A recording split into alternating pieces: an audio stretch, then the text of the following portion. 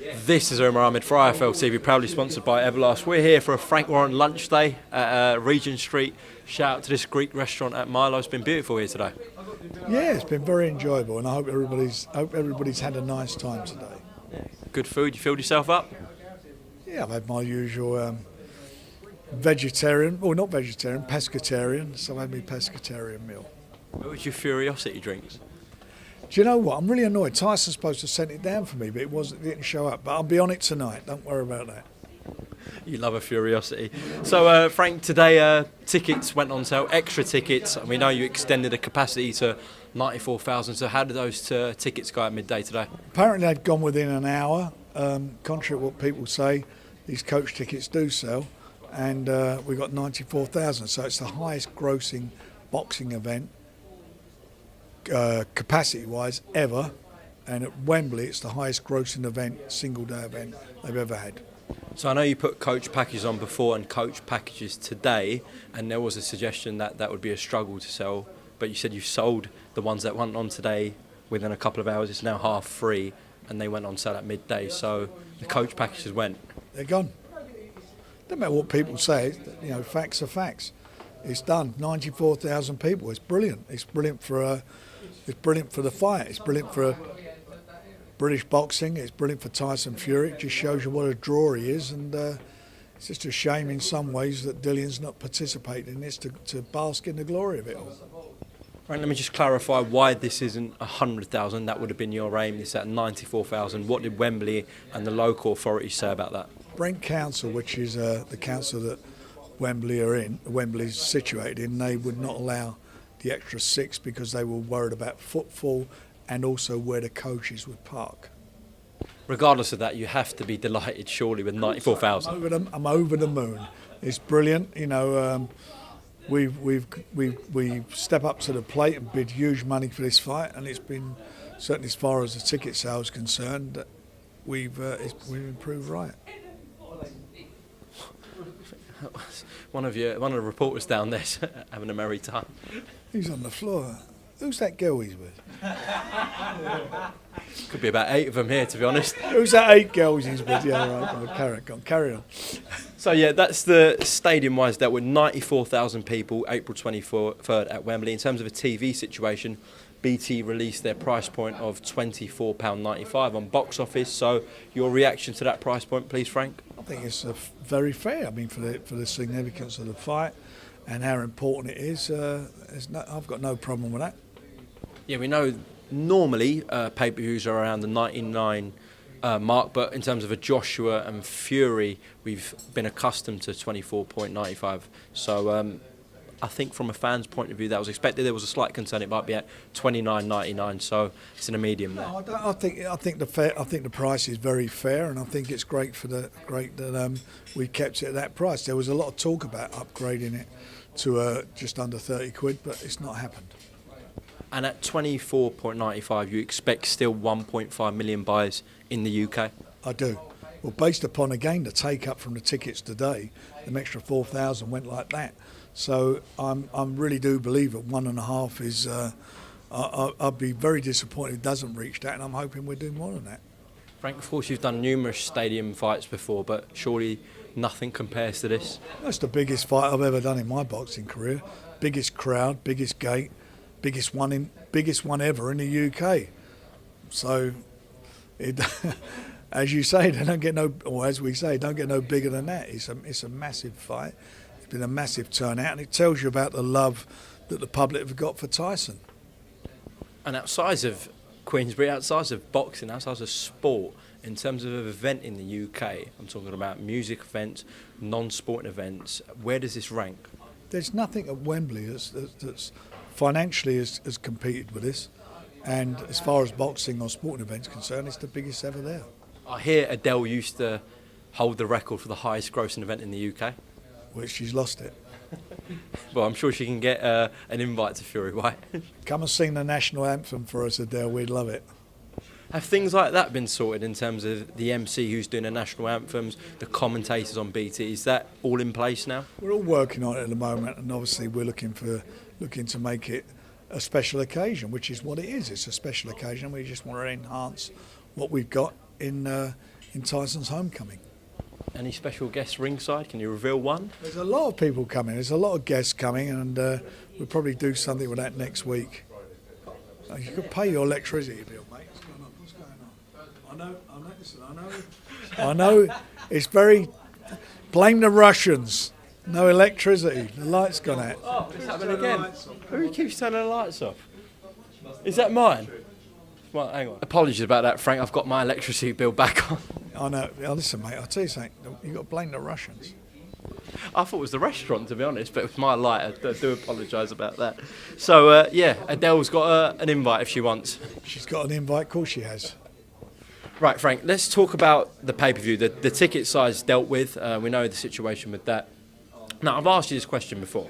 Dillian White not participating in the promotion. You've said before it won't affect the bottom line and the pay-per-view sales. Are you still adamant about that?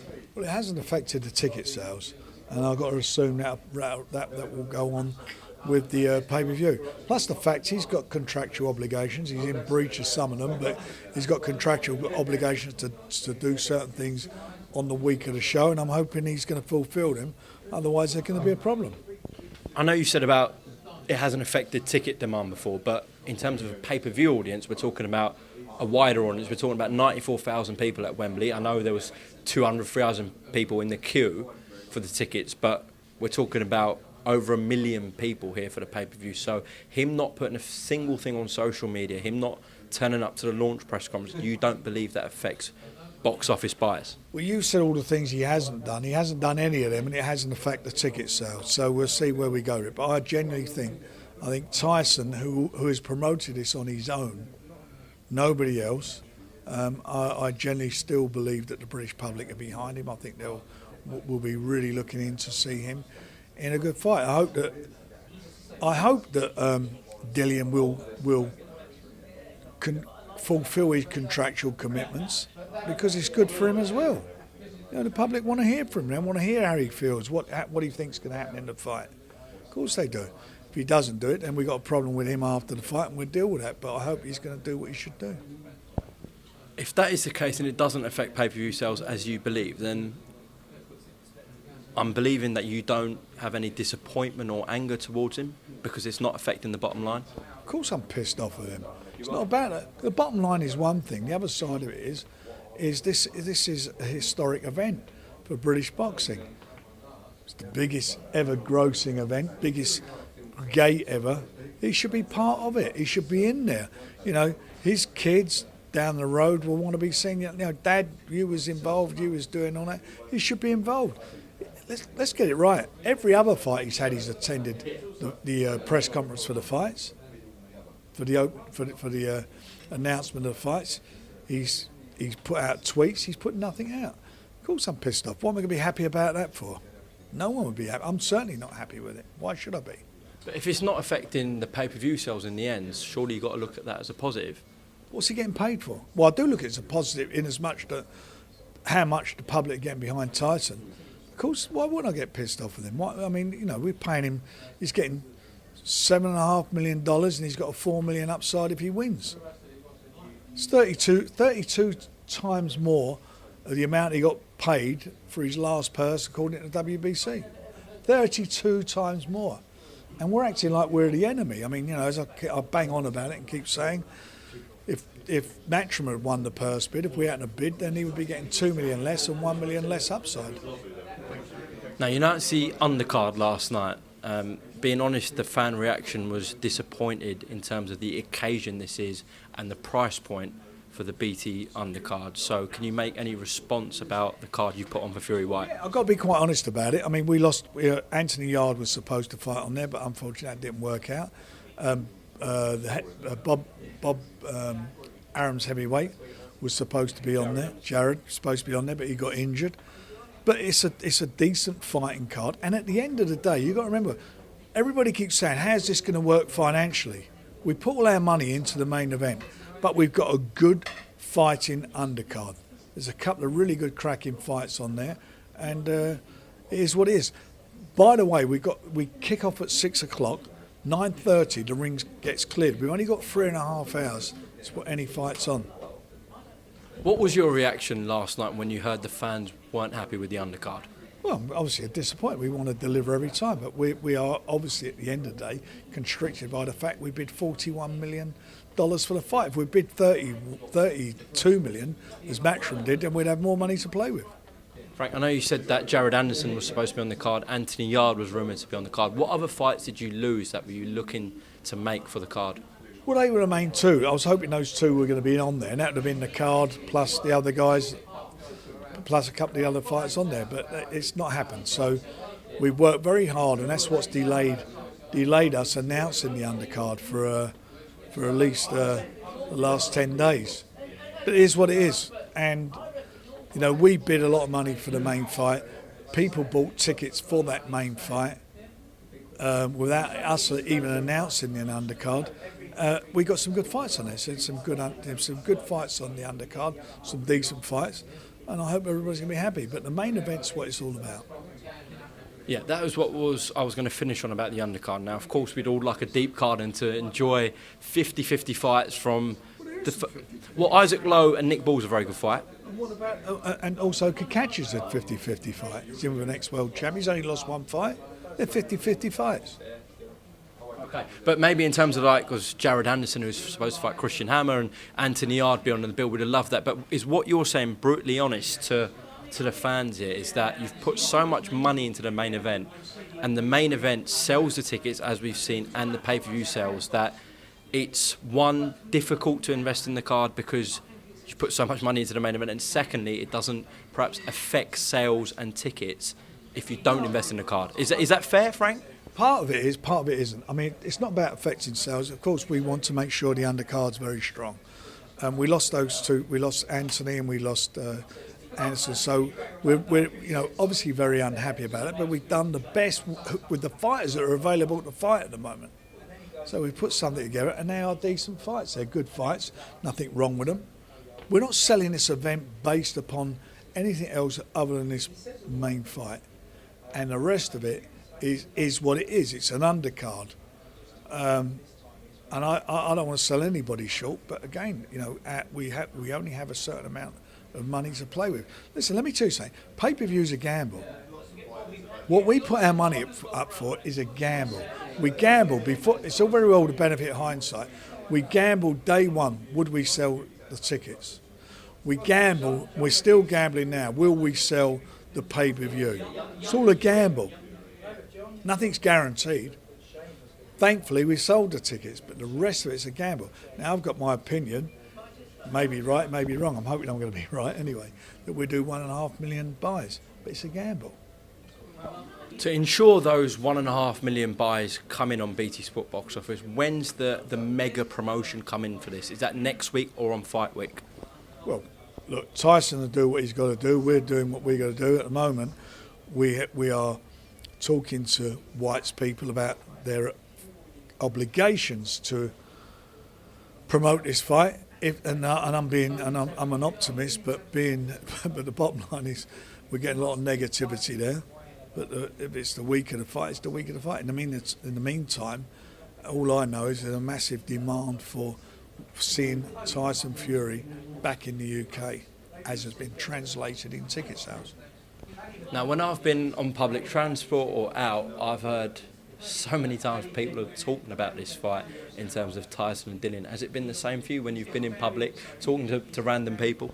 It's a funny thing, Umar. Leo, I've had people talking about the fight, but I had a lot of people talking about Tyson all the time. It's funny, when he was away, he's been away, as I mentioned earlier, for 4 years. He's had those 3 magnificent fights in the States. And people have seen those fights. And the guy's been away from these shores for such a long time, comes back here. There's been a massive demand for him. And I believe whoever he was fighting, being a decent opponent, they would have bought into it. Dillian, in the meantime, has been complaining for the last 1,200 days. He's not got an opportunity. Well, he's now got his opportunity, so people buy into that as well. And he does bring something to the party. One thing about Dillian White, I'm not going to say, it's not like he ain't going to come to fight. He's going to come to fight. He's going to come and try and win the fight. He's obviously going to try and come away with a belt. A purse bid means he's got no options. He wins this. He's his own man. No rematch clause. No rematch. He's out on his own. He's his own man. That's part of this, which is why it's disappointing he's not bought into the concept of promoting this, as he's contractually obliged to do so. Now, just to close off, it was also announced before you announced the undercard that there will be no British judges for Fury White. That is what you wanted, and you've gone and got it. That's what's happened, and I think that's the right thing. Why? Because, as I said before, I think it takes out any ambiguity, any leanings towards fighters. And I'm not saying for 1 minute that British judges are incompetent or not able. What I'm saying is it's a bit like Frock and Groves. They had foreign judges. What is the problem? I don't understand what the problem is with that. All judges are neutral. Whether they're British, wherever they come from, they're neutral. But to take any essence of any problems out of it, bring in foreign officials. Dillian White lives in Portugal now. He's a Portuguese resident. Tyson's licensed from the US. So let's just have officials who have been appointed by the WBC, and obviously the British Boxing Board of Control agreed with that now. We just move on with that. We haven't got a problem with that. Okay, Frank Warren, thank you very much for talking to IFL TV down here at Milo's Restaurant in Regent Street. Just lastly, before we close off, for anyone who's on the fence about buying Fury White on BT Sport Box Office, why should they tune in? Because Tyson Fury is the best heavyweight of his generation. Tyson Fury is going to give a performance that's going to be epic in this fight. Watch it. You will not be unhappy with what you see. I promise you it's going to be worth every penny that you pay. Welcome, Team Everlast, to the Team Everlast Fitness app.